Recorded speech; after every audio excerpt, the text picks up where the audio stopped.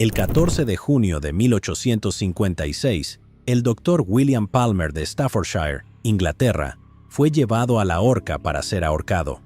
Para ese momento, ya había pasado más de un año en prisión esperando este día, pero antes de subir al cadalso, miró hacia la trampilla sobre la cual pronto estaría de pie y le preguntó al verdugo de la prisión si era resistente.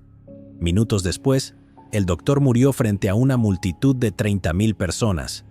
A lo largo de su vida, el doctor Palmer a menudo se encontró profundamente endeudado con quienes lo rodeaban, principalmente debido a su amor por el juego y las apuestas en carreras de caballos. Sin embargo, a pesar de todo, siempre encontraba la manera de salir adelante y evitar las consecuencias de su comportamiento cada vez más arriesgado.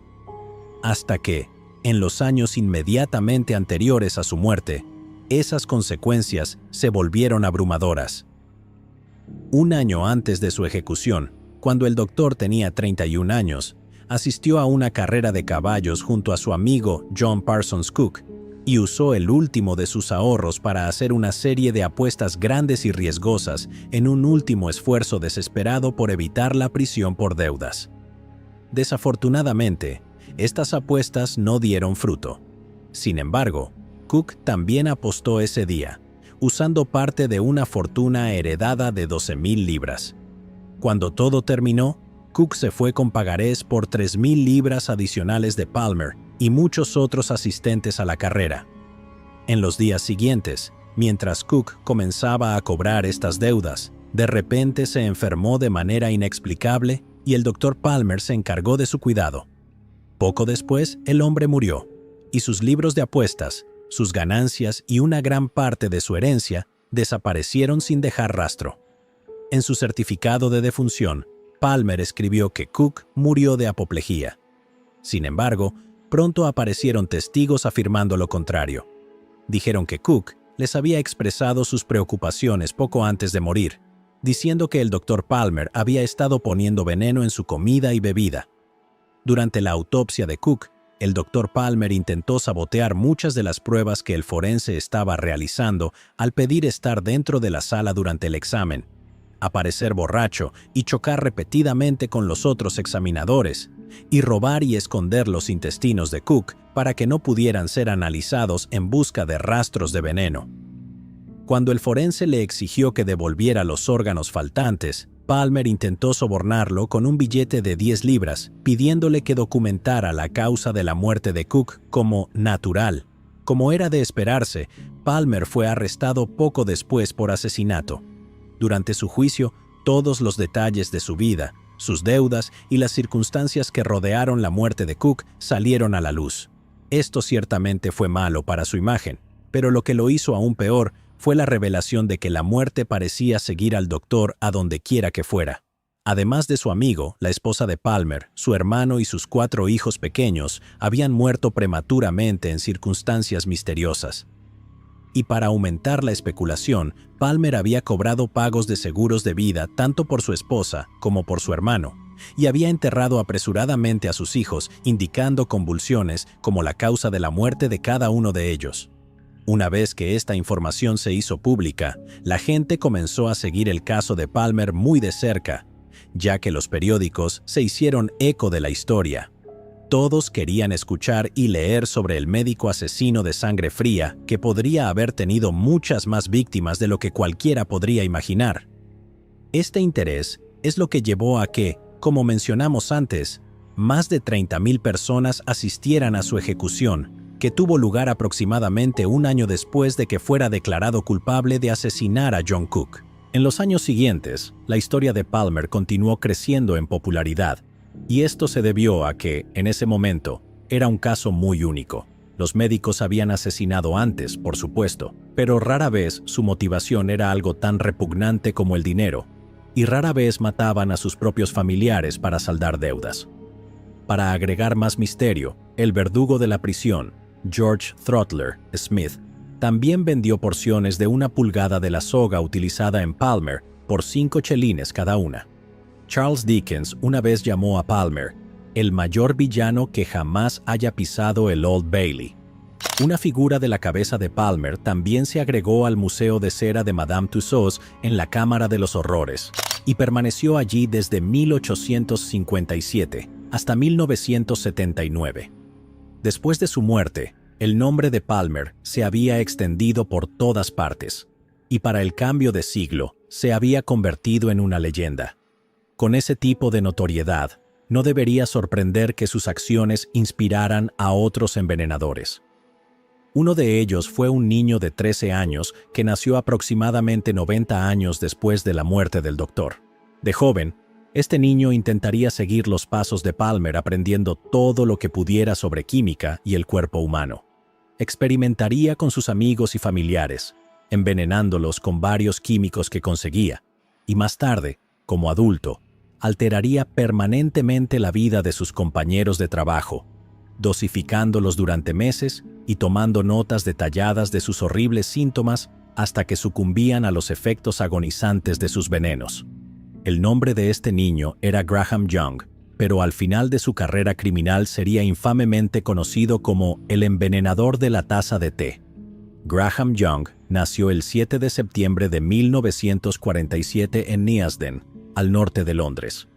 Estaba rodeado de personas que lo amaban y cuidaban, un padre trabajador llamado Frederick, quien lo mantenía, una madre cariñosa llamada Bessie, que lo cuidaba y criaba, y una hermana mayor llamada Winifred, quien estaba emocionadísima de por fin tener un hermanito. En general, el futuro de la familia parecía brillante. Sin embargo, esto sería de corta duración. 14 semanas después de dar a luz a Graham, la joven familia sufrió una tragedia cuando Bessie falleció inesperadamente después de desarrollar tuberculosis. Fue un escenario impensable que dejó a Frederick a cargo de criar a un bebé solo, una tarea para la que se sentía totalmente incapaz. Para seguir trabajando y ganando dinero para mantener a su familia restante, Frederick se vio obligado a enviar a sus hijos a vivir con familiares. Winifred fue enviada al cuidado de sus abuelos, mientras que Graham fue enviado a vivir con la hermana de Frederick y su esposo, Winnie y Jack. Durante los siguientes 2 años, Graham creció y maduró adecuadamente. Y aunque podrían esperar que diga que sufrió algún tipo de abuso horrible por parte de su tía y su tío, no hay evidencia directa de esto. Por lo que se sabe, al perder a su madre a una edad tan temprana, Graham se volvió muy cercano a Winnie y Jack, y la pequeña familia que habían creado comenzó con buen pie. Sin embargo, justo antes de que Graham cumpliera 3 años, Frederick llegó a la casa de su hermana para hacer un anuncio. Dijo que se llevaría a Graham con él, porque se había casado recientemente con una mujer llamada Molly y decidió que ella, Graham, Winifred y él mismo debían reunirse, como Bessie hubiera querido. Estaba listo para reunir a su familia y no podía contener su emoción. Como con su tía y su tío, no hay evidencia de abuso en el nuevo hogar de Graham. Sin embargo, el cambio repentino marcó la segunda vez en solo 3 años que la vida del niño había sido completamente alterada. Según aquellos que conocían a la familia, Graham cambió para siempre después de ser arrancado de su tía y su tío, y aunque no se puede culpar a Frederick por querer reunir a su familia, probablemente había una manera mucho mejor de hacerlo. La separación fue un punto de inflexión que transformó al niño amigable y alegre en un niño asustado, molesto y vengativo.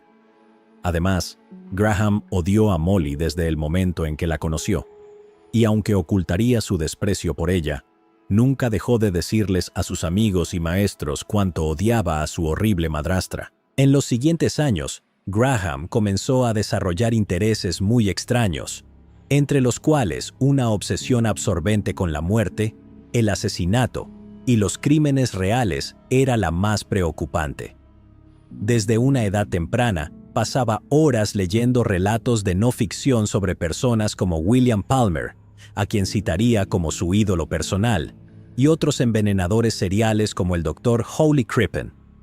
Graham idolatraba el veneno de la misma manera que otros niños y adolescentes de la época se obsesionaban con los superhéroes y los primeros cantantes de rock and roll como Elvis Presley y Cliff Richard. Mientras estudiaba la vida de Palmer, Graham aprendió cómo el doctor había usado antimonio para hacer que las muertes de sus familiares parecieran accidentes, y esto lo emocionó más allá de las palabras.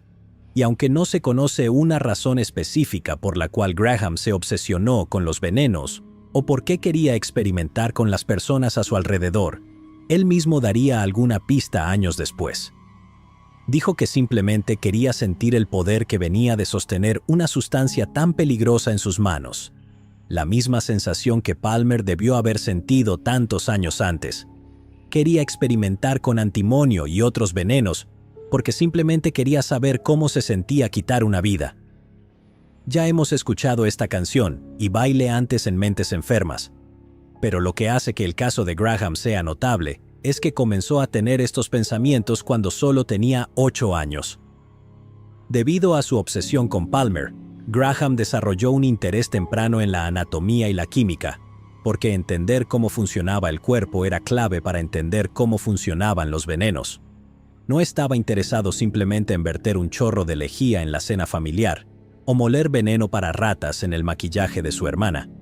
Graham quería poseer un verdadero entendimiento de los venenos porque esperaba algún día desarrollar sus propios venenos que fueran indetectables en las pruebas médicas estándar. Esto requería mucho más que un conocimiento básico de química, requería que sobresaliera en un grupo de materias muy diferentes. Como tal, Graham dedicó todo su tiempo libre a las ciencias y dejó que el resto de sus estudios se fueran al traste. Posteriormente, Graham también amplió sus áreas de interés para incluir las ciencias forenses de la época y comenzó a aprender todo lo que pudo sobre descomposición y toxicología. Entender estas cosas, creía, sería la clave para asegurar que su carrera criminal fuera larga. Incluso antes de que el niño saliera de la escuela primaria, Graham ya estaba trazando sus planes para convertirse en un envenenador serial.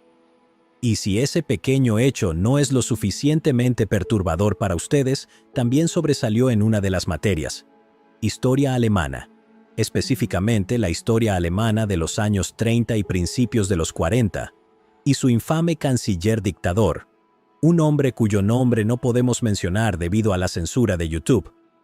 Estaba particularmente interesado en los horribles experimentos que se realizaron en las personas en los campos de concentración durante esa época y en los médicos que los llevaron a cabo. Incluso comenzó a usar un símbolo particular en su brazo y trató de explicarles a sus amigos y familiares por qué el autoproclamado canciller de Alemania era, y estamos parafraseando aquí, alguien bastante relajado. Sí, Graham Young era el peor tipo de palabra de 4 letras, y esto fue en un momento en que hacer un saludo Bellamy no era solo un comportamiento de adolescente rebelde, ya que casi todos en Gran Bretaña en ese momento conocían a alguien que había muerto luchando contra esa ideología. Sin embargo, como si no hubiera marcado suficientes casillas en la lista de verificación de asesinos seriales, Graham también estaba muy interesado en hacer cosas inherentemente no científicas, como el ocultismo, lo paranormal y la demonología. Una vez más, no en la forma de un adolescente rebelde, sino en la forma de un psicópata total. Un día, después de perseguir y capturar a uno de los gatos de su vecino, Graham reunió a un pequeño grupo de niños del vecindario para realizar una ceremonia que implicaba cortar al animal. Él cantaba en un lenguaje inventado que sonaba a latín. Esto, por supuesto, aterrorizó a los niños, pero Graham parecía disfrutar de sus reacciones y no estaba preocupado en lo más mínimo por la opinión de estos sobre él. Ahora, al darse cuenta de que su hijo no era exactamente un niño normal, Frederick intentó corregir el comportamiento de Graham, alentándolo a enfocarse en las materias positivas que le interesaban, particularmente la química. Sabía que su hijo era inteligente y creía que, si Graham recibía un empujón en la dirección correcta, tendría un futuro indudablemente brillante. Luego, le regaló a Graham un auténtico set de química de 1960, que incluía sustancias reales y peligrosas que podían usarse para experimentación y para producir jabones y productos de limpieza para el hogar. En general, no fue un mal esfuerzo por parte de Frederick. Sin embargo, Graham, en cambio, usó su nuevo juguete para extraer pólvora de la munición almacenada por su padre, La combinó con otras sustancias para producir varias bombas pequeñas y luego voló una sección de la cerca de su vecino y una de las paredes del cobertizo de su vecino. Estas acciones y más le valieron a Graham el poco cariñoso apodo de «el científico loco». Para 1960, el año en que Graham cumplió 13 años, su conocimiento de anatomía humana, venenos y toxicología se había vuelto tan sólido que se sintió lo suficientemente seguro como para realizar su primer experimento real en una persona viva. En preparación, contactó a un químico local que trabajaba cerca de su casa y dijo que estaba interesado en comprar algunos elementos difíciles de adquirir para un experimento que estaba planeando. El elemento que buscaba era el veneno favorito de Palmer, el antimonio. Este era un metaloide que, cuando se utilizaba correctamente, podía usarse para producir ciertos medicamentos y cosméticos. Sin embargo, como ya saben, Graham no planeaba competir con Maybelline. Quería el polvo por sus otras propiedades, las que producen una reacción similar al arsénico cuando se ingieren. Debido a que Graham ahora era tan conocedor de la química, su plan para adquirir el veneno funcionó, ya que logró convencer a un químico profesional completamente capacitado de que tenía 17 años y estaba inscrito en la universidad, lo suficientemente inteligente como para usar un nombre falso al reservar y comprar la sustancia en el registro obligatorio de venenos. Escribió el nombre M.E. Evans, con el veneno ahora almacenado dentro de un pequeño frasco de vidrio escondido en su habitación. Graham comenzó a evaluar a las personas a su alrededor para seleccionar su primer objetivo. Se decidió por uno de sus compañeros de clase, Christopher Williams. Un día, durante la clase de ciencias con William, Graham discretamente le dio una pequeña dosis de antimonio mezclada con varias otras sustancias de su set de química y esperó. Observó cómo William pronto se volvió inestable, agarrando su estómago y vomitando violentamente antes de ser sacado del aula. Al día siguiente, Williams estuvo ausente de la escuela, y eso se debía a que había sido ingresado en el hospital y estaba siendo monitoreado de cerca por los médicos mientras las toxinas devastaban su cuerpo. Sufría de calambres estomacales severos y dolores de cabeza debilitantes que lo dejaban casi inmóvil. Afortunadamente, Williams sobrevivió al ataque sin sufrir discapacidades permanentes.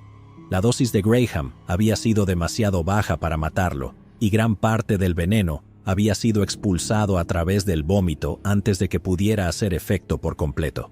Sin embargo, Graham tampoco fue atrapado o castigado por este acto, ya que los médicos no pudieron determinar la causa exacta de la enfermedad de William. Asumieron que debió haber ingerido accidentalmente algo tóxico fuera de la escuela o en casa. Decepcionado por no haber podido observar y documentar los síntomas de Williams de primera mano, Graham comenzó a replantear su estrategia. Necesitaba elegir un nuevo objetivo, uno al que tuviera un acceso más directo y constante. Una vez más, siguió el ejemplo de Palmer. Durante los siguientes meses, cada miembro de la familia Young comenzó a desarrollar enfermedades inesperadas que duraban días o semanas. Primero fue su madrastra, luego su padre, luego su hermana, y luego, ya sea por accidente o a propósito, fue el propio Graham. El niño se había dosificado accidentalmente o estaba tratando de confirmar la creencia de su padre de que un virus estomacal estaba causando los problemas de salud recurrentes de la familia. Estos problemas, que parecían aparecer y desaparecer al azar, incluían dolores estomacales intensos, vómitos, diarrea, dolores de cabeza, insomnio y pérdida rápida de peso. Los síntomas solían ser leves, pero a veces eran tan severos que uno de ellos terminaba siendo llevado de urgencia al hospital. Cuando esto sucedía, los médicos no podían identificar la fuente de los problemas de la familia, porque no tenían ninguna razón para creer que los problemas estomacales aleatorios de una familia fueran el resultado de un envenenamiento prolongado con pequeñas dosis de metal.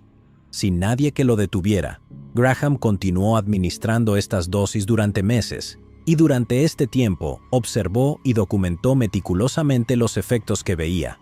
Graham era un científico en el sentido más amplio de la palabra. Sin embargo, con el tiempo, comenzó a aburrirse de simplemente observar a los miembros de la familia pasar por ciclos de enfermedad y recuperación. Decidió que era hora de llevar su experimentación al siguiente nivel. Estaba listo para quitar una vida. Más tarde ese año, cuando Graham tenía 14 años, midió una dosis letal de varios venenos, los mezcló dentro de una taza de té recién hecho y luego sirvió la poción fatal a su hermana mayor, Winifred, quien se preparaba para ir a trabajar temprano en la mañana. Según Graham, presentó el té como un gesto amable, pero en lugar de tomárselo rápidamente como él esperaba, Winifred tomó un pequeño sorbo, hizo una mueca y luego inmediatamente tiró toda la taza por el fregadero de la cocina. Dijo que estaba tan amargo que no podía terminarlo y le pidió que nunca más hiciera un té así.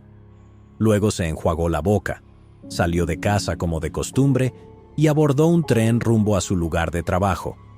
Varias horas después, Winifred despertó en el hospital y le dijeron que había comenzado a alucinar mientras estaba en el tren, y varios pasajeros habían intervenido para ofrecerle ayuda.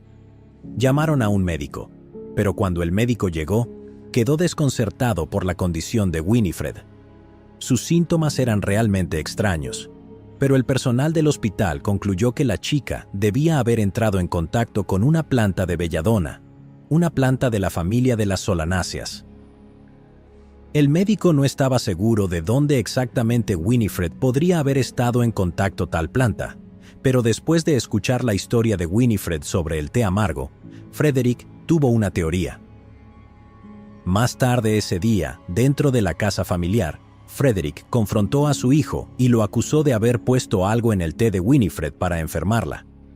Pero Graham dijo que tenía una explicación inocente. Había estado usando las tazas de té de la familia para mezclar champú y afirmó que algunos residuos químicos debieron haber quedado en la taza cuando le sirvió el té a su hermana. Frederick, por supuesto, no se tragó esta historia. Sin embargo, no encontró nada. Graham ya había escondido todo lo incriminatorio, incluidos los venenos. Después de no encontrar nada, Frederick decidió creerle a su hijo y simplemente le dio una advertencia y le dijo que tuviera más cuidado al trabajar con su set de química. Esta decisión sería algo de lo que Frederick se arrepentiría por el resto de su vida. El 21 de abril de 1962, cuando Graham todavía tenía solo 14 años, logró quitar su primera vida, aunque no fue la vida de su hermana, sino la de su madrastra. Esa tarde, Frederick regresó a casa del trabajo y descubrió a Molly tirada en el patio trasero de la familia, agarrando su estómago y jadeando de dolor. Frederick corrió hacia ella y vio que estaba en una agonía total. Inmediatamente se dio cuenta de que algo estaba muy mal. Estos dolores no eran los mismos dolores estomacales que la familia había estado experimentando durante meses. Ella se estaba muriendo. Desde la casa, Graham se paró en la ventana del piso de arriba, mirándolos y tomando notas. No le importó cuando su padre gritó pidiendo ayuda, ni hizo ningún movimiento para ayudar cuando sus vecinos llegaron para llevar a Molly al hospital. Graham solo observó. Tan pronto como llegó al hospital, Molly comenzó a recibir tratamientos de los médicos, pero simplemente era demasiado tarde. Murió esa noche y, sin saberlo, se convirtió en la primera víctima oficial de su hijastro. Frederick estaba devastado. Buscando respuestas, recurrió al forense que había examinado el cuerpo de Molly, pero el hombre no atribuyó su muerte a un envenenamiento. Dijo que Molly probablemente había muerto a causa de una vértebra prolapsada, una lesión residual causada por un accidente automovilístico que había sufrido aproximadamente un mes antes. Sin embargo, como todos sabemos, la verdadera causa de la muerte de Molly fue el veneno de Graham. Aunque hubo un elemento clave que hizo que esta dosis fuera diferente de todas las demás que le había administrado. Graham había cambiado de antimonio a talio, otro metaloide que es inodoro, insípido y extremadamente tóxico cuando se ingiere, inhala o absorbe a través de la piel.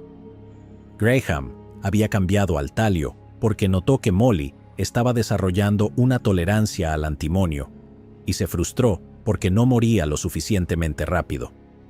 Hay algún debate sobre si Frederick sabía o sospechaba que Graham era responsable de la muerte de Molly.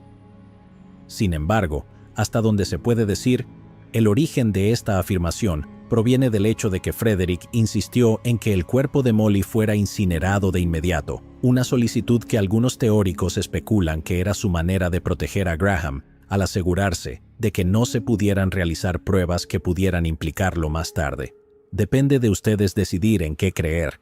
Sin embargo, independientemente de la opinión sobre eso, hay una cosa que sabemos con certeza sobre la muerte de Molly. Graham no se vio afectado en lo más mínimo por ella. No dejó de envenenar a su padre o a su hermana en ningún momento e incluso envenenó a otros miembros de la familia de Molly mientras estaban de luto en su funeral. Afortunadamente, nadie más murió como resultado de esta ronda de envenenamiento, pero toda su familia regresó a casa creyendo que habían contraído la misma enfermedad misteriosa que la familia Young había estado sufriendo constantemente. Esto pesó en sus mentes mientras se preguntaban si esta enfermedad desconocida había hecho que Molly fuera más susceptible a las lesiones de su accidente automovilístico y si ellos también sufrirían un destino similar. Después del funeral, mientras las semanas pasaban dentro de la casa de los Young, la salud de Frederick y Winifred continuó empeorando mientras Graham seguía realizando sus experimentos con ellos. Sin embargo, aunque no sería atrapado por el asesinato de Molly, estaba a punto de cometer un error masivo que atraería muchas miradas hacia él. Un día, después de molestarse con su padre por alguna razón desconocida, Graham le administró a Frederick una dosis de antimonio más grande de lo habitual y observó cómo el hombre se enfermaba de inmediato, decidiendo ir al hospital después de horas de agonía. Cuando llegó, Frederick creyó que esta visita sería como todas las demás. Sin embargo, un médico astuto notó varios signos preocupantes que apuntaban hacia lo impensable. Sugirió que Frederick estaba sufriendo de una gran acumulación de moléculas de metal en su cuerpo, y que esto probablemente era el resultado de un envenenamiento prolongado por metales. Luego, realizó las pruebas adecuadas, que dieron positivo para antimonio, y le dijo que, si hubiera recibido una dosis más, habría muerto. Al enterarse de la condición de su padre, el profesor de ciencias de Graham se preocupó después de recordar haber visto varios frascos de sustancias sin etiquetar escondidos dentro del escritorio del joven. Luego lo buscó y descubrió evidencia abundante de las acciones de Graham. Notas detalladas sobre sus experimentos que abarcaban años, libros y revistas sobre venenos que Graham idolatraba, dibujos perturbadores que mostraban a los miembros de la familia de Graham colgados de los tobillos sobre tinas de ácido y, por supuesto, los venenos mismos. El profesor luego llevó sus hallazgos al director de la escuela y los dos organizaron que Graham fuera entrevistado por un psiquiatra.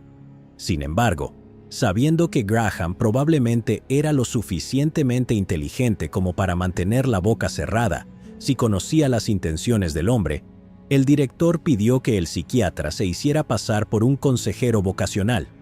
Este accedió. Al día siguiente, el psiquiatra se reunió con Graham en una de las oficinas privadas de la escuela durante menos de una hora antes de excusarse con calma y llamar a la policía. Durante esta breve entrevista, Graham no solo refutó la teoría de su director, sino que también reveló su mayor debilidad. Era un fanfarrón. Incluso sin presionarlo, Graham había confesado todo: sus obsesiones, sus pasatiempos, sus experimentos. Incluso se jactó de la habilidad que le había tomado dosificar a sus amigos y familiares durante años sin ser atrapado o matarse accidentalmente. No le ocultó ningún detalle al psiquiatra, y cuando llegó la policía, Graham reiteró exactamente la misma historia. Lo único que no admitió fue haber matado a Molly. Graham fue entonces detenido bajo la Ley de Salud Mental de Gran Bretaña y trasladado a un hospital psiquiátrico de alta seguridad llamado Broadmoor para ser evaluado más a fondo. Fue analizado por 2 psiquiatras más, quienes diagnosticaron que sufría de varios trastornos graves de personalidad, así como de esquizofrenia, aunque este último diagnóstico es muy debatido. Muchos creen que, basándose en el comportamiento posterior de Graham, estaba exagerando sus problemas mentales para evitar la responsabilidad total de sus acciones. Mientras todo esto ocurría, la policía se reunió con Frederick y Winifred para informarles sobre las acciones de Graham. Por fin, entendieron lo que había estado sucediendo con su familia, sintiendo una mezcla de ira, dolor y alivio. En 1962, un juez determinó que Graham sufría de una falta de sentido moral y lo sentenció a no menos de 15 años en el Hospital Psiquiátrico Broadmoor por el intento de asesinato de su padre. También dijo que Graham debía permanecer allí indefinidamente si no podía ser rehabilitado. Cuando Graham llegó a su nuevo hogar, era el paciente más joven del hospital, y este hecho les dio a los médicos la esperanza de que pudiera ser rehabilitado. Pero si pensaban que Graham estaba ansioso por rehabilitarse mientras estaba encarcelado, estarían muy equivocados. Durante las visitas programadas regularmente con uno de los psiquiatras del hospital, el Dr. Odwin, Graham admitió que extrañaba desesperadamente su antimonio y, más aún, extrañaba el poder que sentía al usarlo. Graham no quería permanecer en Broadmoor, dijo, pero parecía incapaz de mentir sobre su deseo de envenenar. El Dr. Odwin rápidamente se dio cuenta de que su nuevo paciente tenía un camino difícil por delante. A medida que Graham se adaptaba, se encontró en un lugar verdaderamente miserable, donde cada movimiento era monitoreado y documentado. En las cartas que escribía a su casa para su padre, hermana y otros, muchas de las cuales no recibieron respuesta, se quejaba del hospital, del personal, del juez que lo había sentenciado y de sus compañeros internos. Un interno en particular, John Berridge, era una espina constante en el costado de Graham porque, aparentemente, roncaba muy fuerte. Semanas después de la llegada de Graham, John Berridge murió inexplicablemente mientras dormía. Durante la autopsia del hombre, se determinó que el roncador serial había muerto por envenenamiento con cianuro, pero el personal del hospital quedó desconcertado al tratar de descubrir quién lo había envenenado y, lo más importante, de dónde había obtenido el cianuro el envenenador. Esto fue más difícil de lo que parece, porque en ese momento había más de 900 pacientes siendo tratados en Broadmoor, y casi todos tenían un historial de violencia. Seguidamente, el personal concluyó que el cianuro debía haber venido de fuera del hospital, ya que ninguna de las plantas del lugar podía usarse para producirlo. Sin embargo, Graham, que no podía evitar presumir de su conocimiento sobre venenos, les informó que los arbustos de laurel podían usarse para producir cianuro, y esos arbustos estaban dispersos por todo el campus del hospital. Aunque Graham debió haber sido atrapado una vez más debido a su gran bocota, no lo fue. Muchos de los otros pacientes del hospital ya habían confesado falsamente haber envenenado a Berridge, y como este era un hospital psiquiátrico, las falsas confesiones eran comunes. La admisión de Graham simplemente lo dejó enterrado bajo una larga lista de otros sospechosos potenciales. La muerte de John Berridge se consideró un suicidio y olvidado para siempre, pero había quienes sospechaban de Graham, y los arbustos de laurel fueron removidos. Durante los siguientes años, Graham luchó por mantener un perfil bajo, estaba molesto con el mundo y con todos a su alrededor, y quería recuperar algo del poder que alguna vez sintió. Comenzó a tomar prestados libros de texto médicos de la biblioteca del hospital mientras buscaba desesperadamente nuevas sustancias, pero no encontró ninguna. Su conocimiento estaba aumentando, pero las herramientas a su disposición eran escasas. Sin embargo, encontró una salida. Una tarde, mientras estaba de servicio, varios miembros del personal del hospital comenzaron a sentirse mal, pero nadie podía entender por qué.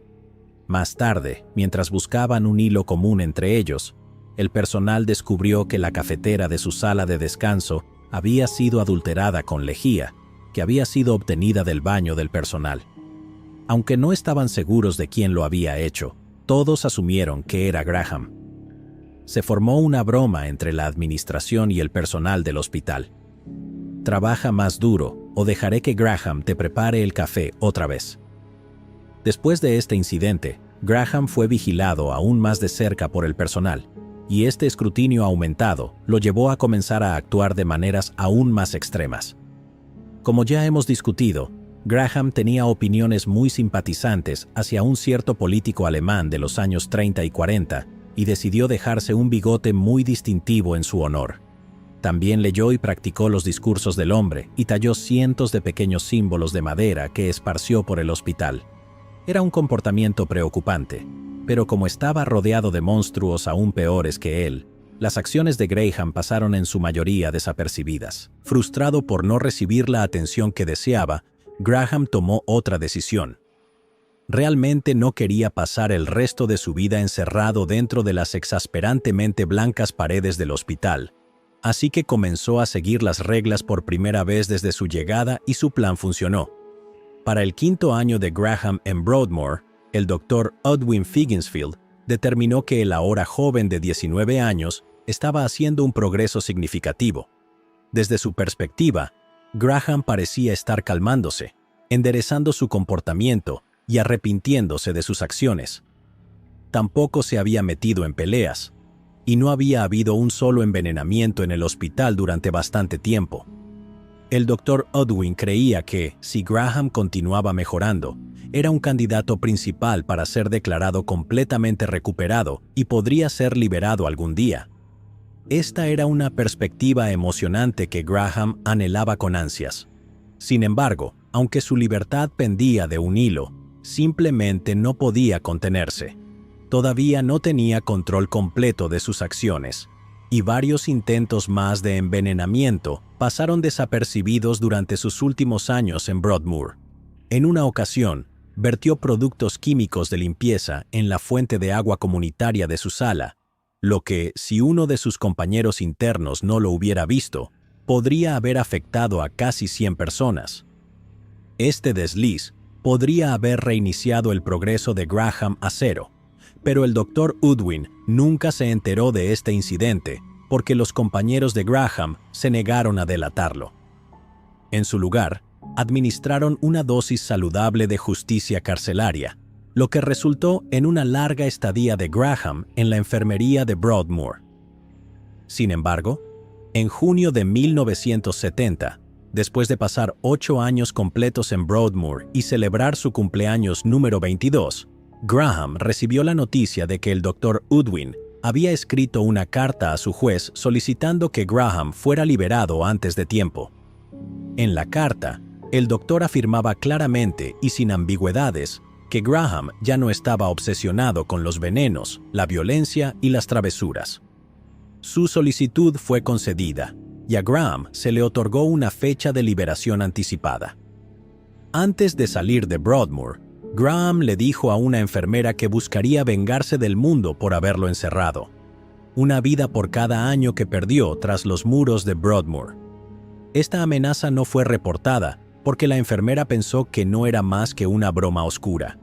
Después de haber vencido oficialmente al sistema, Graham fue liberado de Broadmoor en febrero de 1971 y viajó inmediatamente 64 kilómetros al oeste a Hemel Hempstead, un pueblo fuera de Londres, donde su hermana y su nuevo esposo vivían. En este punto, Winifred estaba emocionada por la liberación de su hermano, ya que también le habían asegurado que Graham se había recuperado por completo. Aceptó con entusiasmo a Graham en su hogar, dándole un lugar para quedarse para que pudiera concentrarse en encontrar un trabajo y volver a ponerse de pie. Por supuesto, estaba nerviosa por tener a un ex envenenador en serie que la había envenenado a ella viviendo en su casa, y estos temores solo aumentaron cuando se enteró de que su padre todavía no quería tener nada que ver con Graham. Todavía estaba comprensiblemente un poco molesto por lo de Molly. Sin embargo, a pesar de esto, Winifred permaneció esperanzada mientras esperaba ansiosamente la llegada de su hermano y esperaba que, eventualmente, Frederick cambiara de opinión al ver que Graham estaba verdaderamente reformado. Cuando Graham llegó, no perdió el tiempo en destrozar las esperanzas de Winifred, ya que rápidamente se dio cuenta de que su hermano todavía tenía muchos problemas por resolver. En primer lugar, Graham pudo haber logrado ocultar su obsesión con los venenos de ella, pero no pudo ocultar las otras partes menos encantadoras de su personalidad, como su pequeño bigote y la ideología que lo acompañaba. Según Winifred, Graham todavía estaba obsesionado con la Alemania de los años 40 y pasaba muchas horas tratando de convencerla de que reconsiderara su opinión sobre las tácticas controvertidas de Alemania durante la Segunda Guerra Mundial. Graham no veía esas tácticas como controvertidas en absoluto. Incluso afirmó que los problemas de Gran Bretaña con Irlanda del Norte y el IRA podían resolverse de la misma manera que Alemania había resuelto sus problemas con los judíos. Y como si eso no fuera lo suficientemente preocupante para ella, Graham tampoco se disculpó ni mostró remordimiento por lo que le había hecho a su familia. A veces, incluso parecía deleitarse en ello. Al día siguiente de llegar a Hemel Hempstead, Graham hizo el viaje de regreso a su hogar de la infancia en Neasden, donde sorprendió a sus antiguos vecinos con una visita solo para hablar sobre sus crímenes y por qué los había cometido. Luego visitó su antigua escuela primaria, habló con el director sobre haber envenenado a sus compañeros de clase y regresó a la tienda donde había comprado el antimonio muchos años antes para charlar con el personal y otros clientes. Se paseó como una celebridad en una gira de regreso. No tenía interés en permitir que sus crímenes fueran olvidados. Quería ser recordado y disfrutaba viendo las miradas de horror en sus rostros mientras todos se daban cuenta lentamente de quién era. En general, como dijimos, estas acciones hicieron poco para calmar los nervios de Winifred y rápidamente sugirió que Graham encontrara un nuevo lugar para quedarse. Aproximadamente una semana después de su liberación, después de haberse deleitado en sus días de gloria, Graham comenzó a buscar trabajo y consiguió una entrevista para un puesto de dependiente en una empresa de revelado fotográfico llamada John Hadland Laboratories en Bovingdon, Hertfordshire. La tienda, que manejaba muchos productos químicos utilizados para el revelado fotográfico, debía haber sabido que no era buena idea considerar a un hombre como Graham debido a su historial. Sin embargo, lo consideraron porque el equipo de gestión de Hadland Labs desconocía por completo quién era Graham y lo que había hecho. Durante su entrevista, Graham le dijo al gerente de ventas de la tienda, Bob Eggle, que había sufrido una crisis nerviosa severa después de la muerte de su madrastra y que había sido ingresado en Broadmoor para recibir tratamiento. Esto explicaba su falta de educación y experiencia laboral, aunque Graham omitió intencionalmente mencionar cómo había muerto Molly o cualquier cosa sobre su amor por los venenos. Para demostrar que estaba completamente curado, Graham presentó una carta del Dr. Edwin en la que afirmaba que se había recuperado por completo y que no mencionaba en absoluto el historial de Graham como envenenador. Graham fue contratado y se le ordenó comenzar a trabajar de inmediato.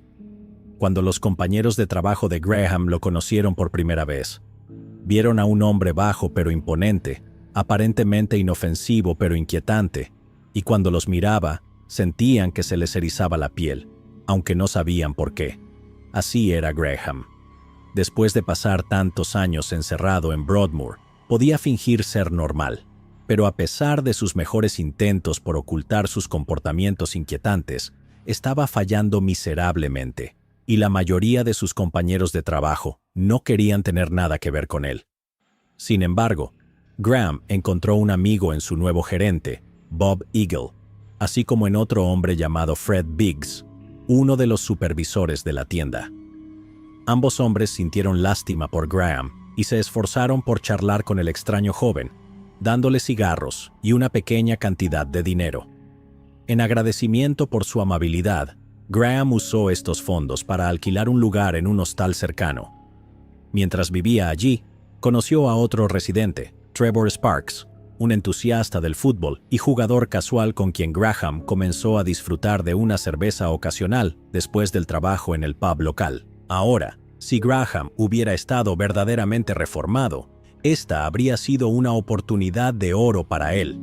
Tenía un trabajo, un lugar para vivir, un nuevo amigo y estaba teniendo un éxito moderado al reintegrarse a la sociedad normal. Pero, como ya discutimos, Graham nunca tuvo la intención de dejar de envenenar a la gente, y estaba a punto de cumplir la amenaza que hizo poco antes de salir de Broadmoor. Después de decidir que sería demasiado arriesgado comenzar a robar productos químicos de su empleador de inmediato, Graham intentó comprar antimonio en una farmacia local, pero se le negó porque el empleado lo reconoció.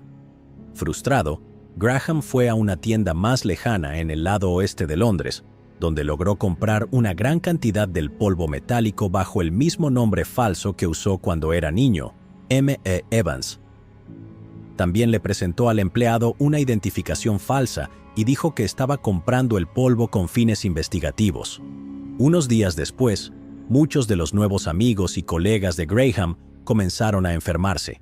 Primero, mientras bebía con Graham después del trabajo una noche, Trevor Sparks comenzó a vomitar violentamente después de que Graham le entregara un vaso de agua momentos antes.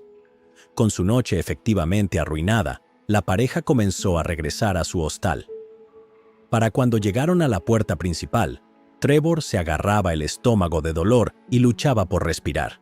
Fingiendo preocuparse por el hombre, Graham lo ayudó a entrar a su habitación y sugirió que intentara beber un poco de vino para calmar su estómago. Momentos después, Graham le entregó un vaso adulterado con más antimonio.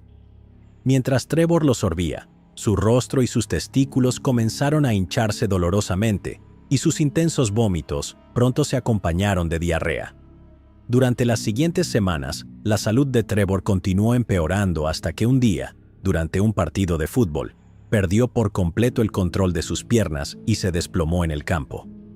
Fue llevado al hospital, pero los médicos no pudieron ayudarlo. No tenían idea de cómo la salud de un hombre podía deteriorarse tan rápidamente.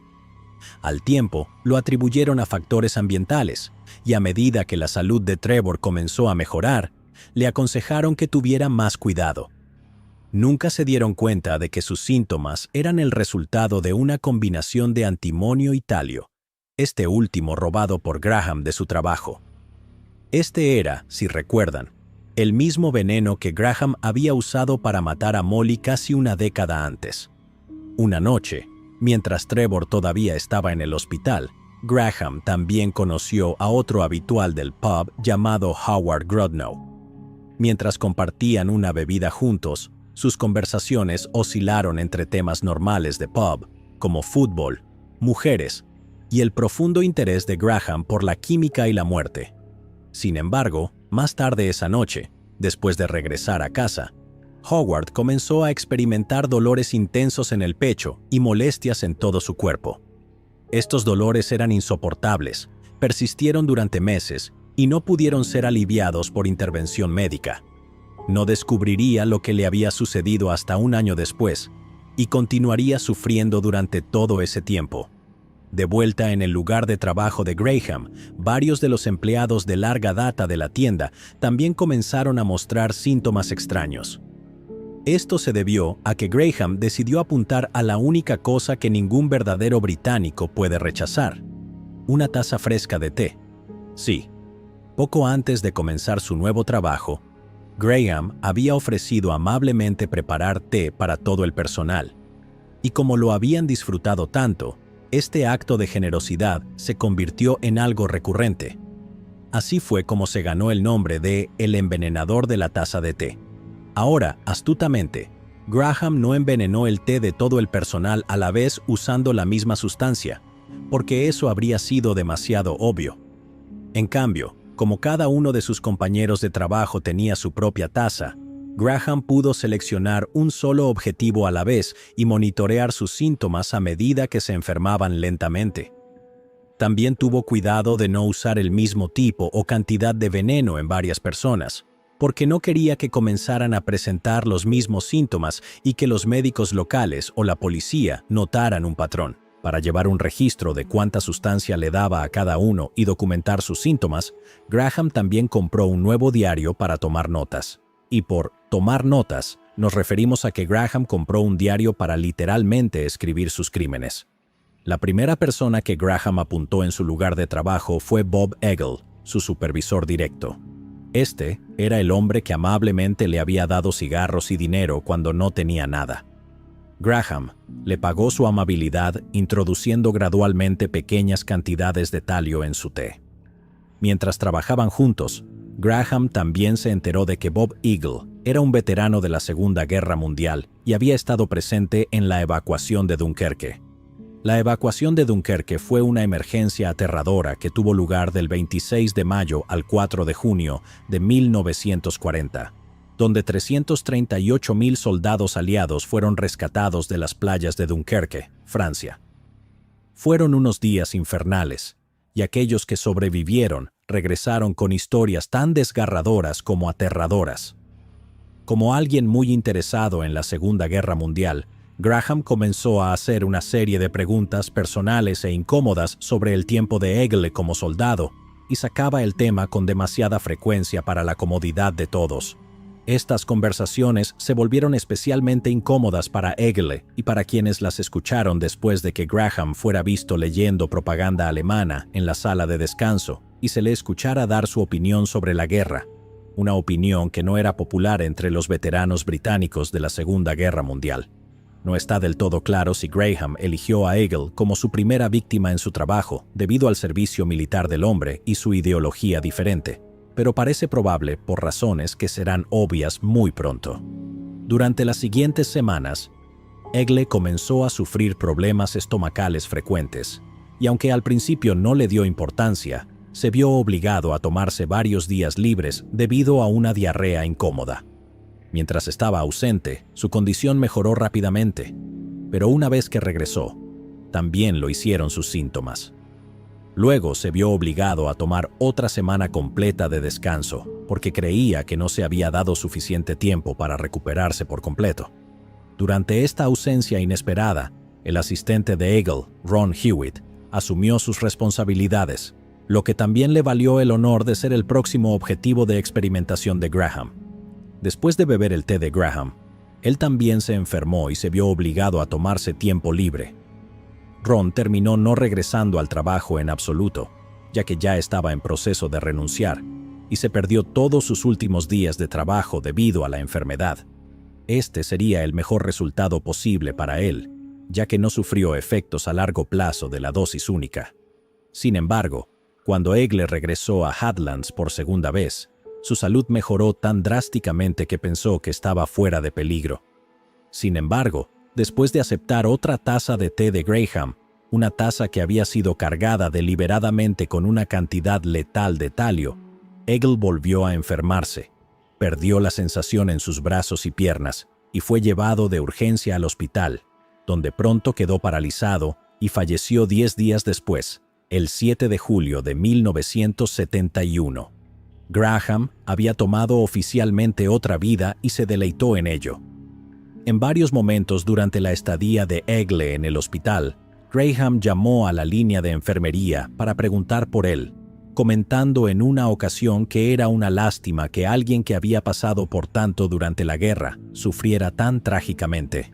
Incluso asistió al servicio de cremación de Egle, donde mencionó el servicio militar del hombre con muchos de sus amigos y familiares afligidos. Afortunadamente, esta vez nadie más fue envenenado. Cuando Graham regresó al trabajo, fue ascendido temporalmente al puesto de Eagle, porque simplemente no quedaba nadie más para ocuparlo después de la partida de Hewitt. Graham había estado trabajando en Hadland Labs por poco tiempo y ahora estaba gestionando toda la tienda con casi ninguna experiencia. Sorprendentemente, la tienda no se derrumbó de inmediato, y el desempeño de Graham como gerente fue considerado perfectamente adecuado.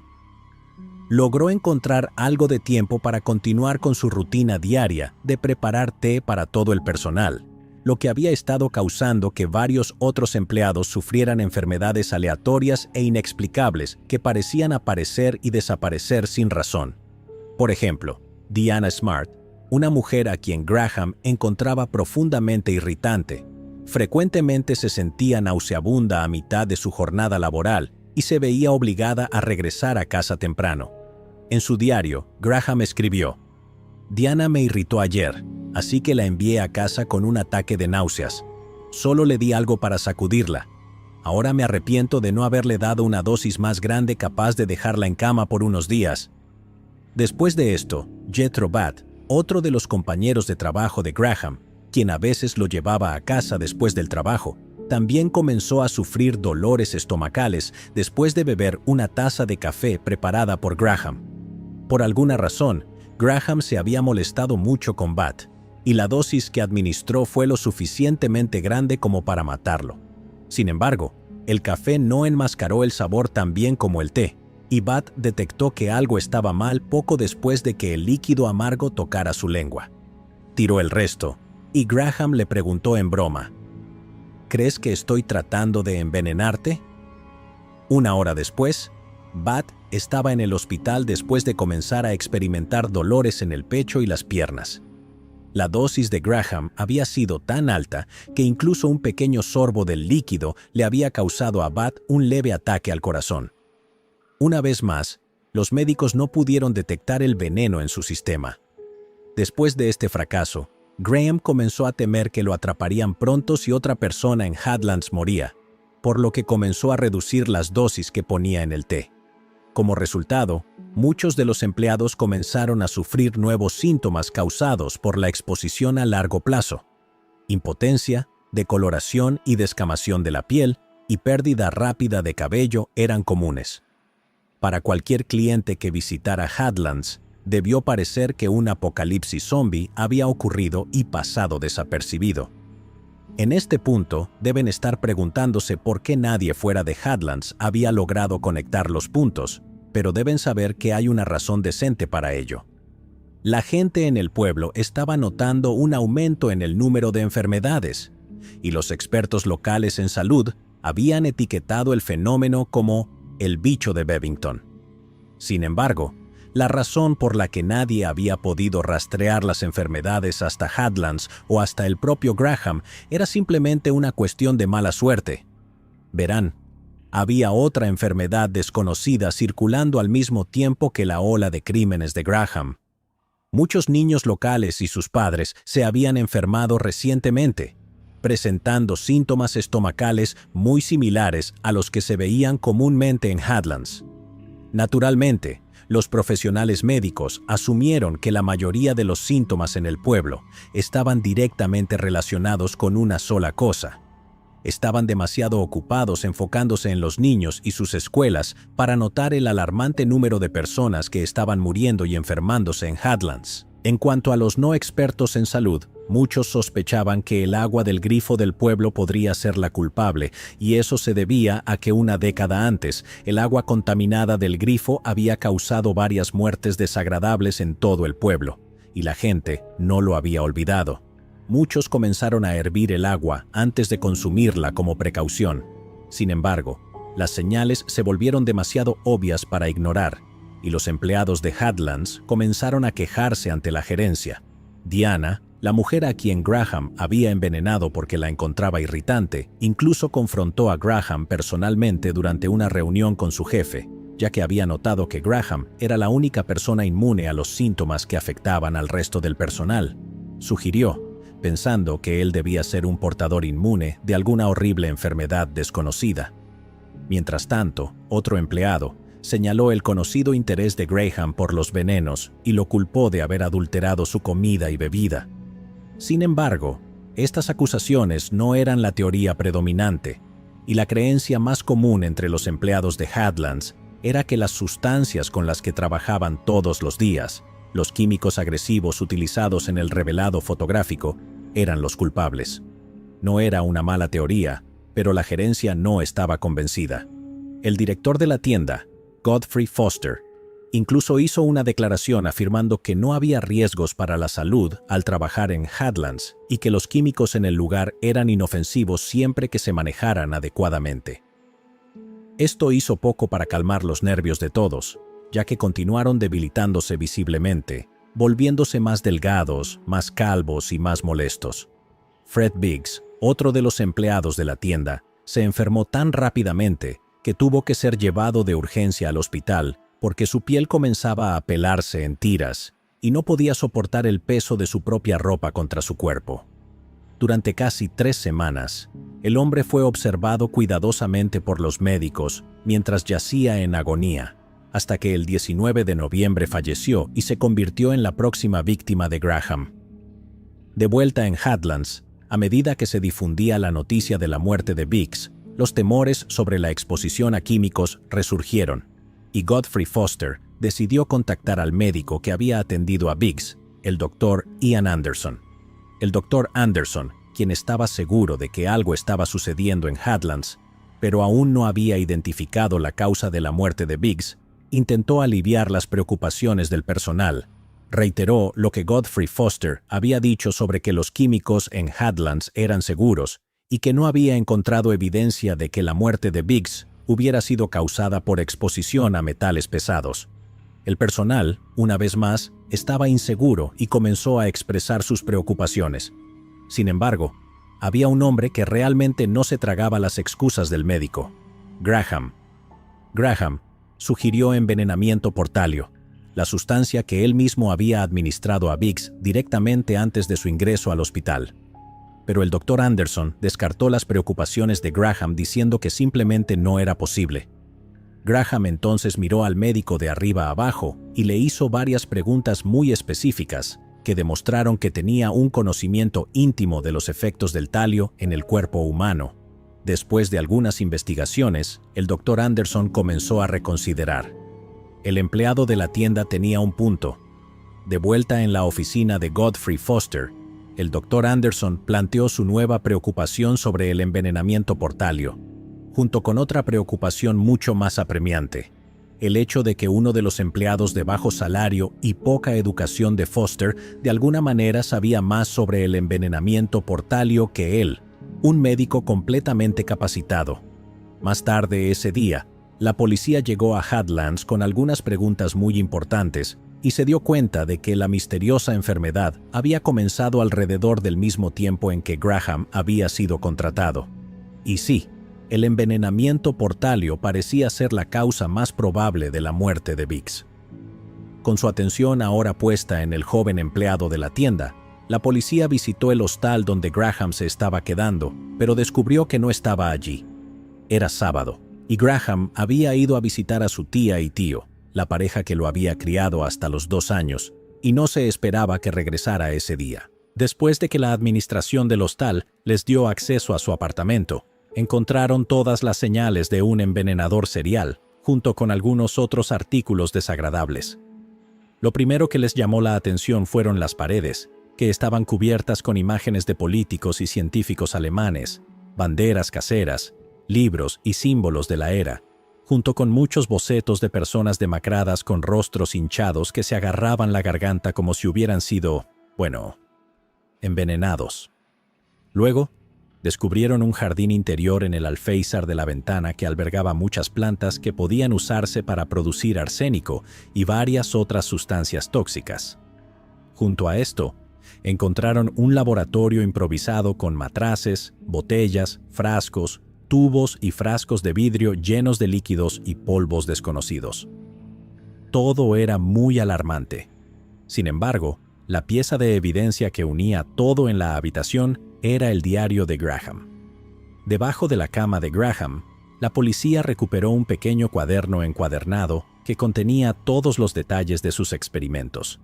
Incluía los nombres e información de sus víctimas en forma de gráficos médicos improvisados, desgloses detallados sobre las dosis que les habían administrado, gráficos y tablas utilizados para calcular esas dosis, y líneas de tiempo de sus síntomas y otros detalles espeluznantes sobre sus muertes. Era una mina de oro indiscutible de evidencia: premeditación, modus operandi, motivo, método y todo lo que la policía necesitaría para procesar a Graham por sus crímenes. En total, había registros de docenas de personas, muchas de las cuales todavía sufrían complicaciones graves en hospitales y hogares alrededor de Bovington. Graham Young fue arrestado en la casa de su tía más tarde esa noche, alrededor de la medianoche, y cuando le colocaron las esposas preguntó: ¿Por cuál me están arrestando? Más tarde, dentro de una sala de interrogatorios, Graham admitió todo sin rodeos. Dijo que había tenido alrededor de 70 víctimas en total, e incluso confesó haber asesinado a su madrastra Molly, después de guardar el secreto durante más de una década.